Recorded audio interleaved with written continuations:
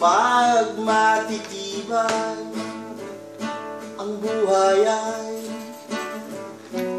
parang unos, may raming nalulunod sa sobrang lungkot.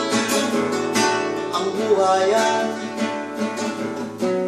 parang loto, kapag tumatay ay may pag-asang mananalo. Ang buhay ay parang libro, kapag tumatanda ay marami ng kwento. Ang buhay ay mahalaga,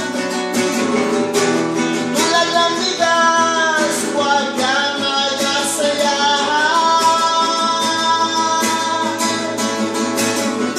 Huwag mong sayangin ang iyong buhay,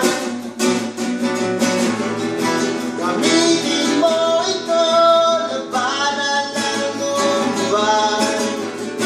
Ukay sarap talagang mabuhay.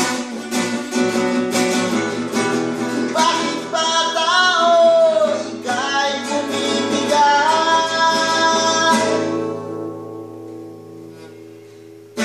Ang buhay ay parang sayaw, parang huling libing ulang, paay gumagalaw.